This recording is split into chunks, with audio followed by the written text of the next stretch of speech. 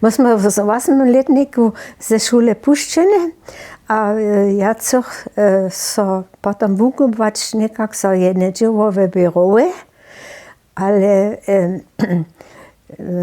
wukubanske mestna ne bychu z našej riadovne je miła jedna jenička holca wukubanske mestno pola HO jako předováka. Wszyscy druzy nie są żadne mestno dostali, bychu też zdziela doma, a przez to sem ja dobiała do Wulkeje Dubrowy, do ratarskiej szule na Kodzic jeździć, so bych ja też dostała zeżivensku známku.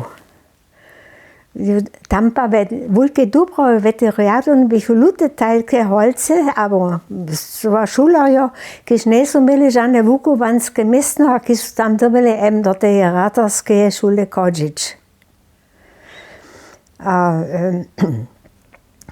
My sme z mačerou jeździły hustšiszo do Budyšina na dživowy zariad dla jedna wukubansko mestna, ale nie sem żadne dostała, a potom je tam jen muž pravił, haj no dženstniši džen budu naše holce zamkarjo.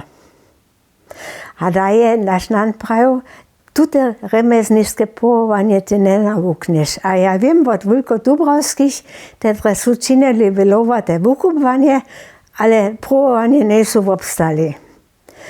A dokiż je nasza mać wospět abo hustšiszo pomała w Kasowie pola knjeni doktor Tilmanowej abo Marie Kubašec w domjacnosti, je so Maria Kubašec też zajmowała, što ja činju. A to nasza mać prawa, so żadne mestno nemam.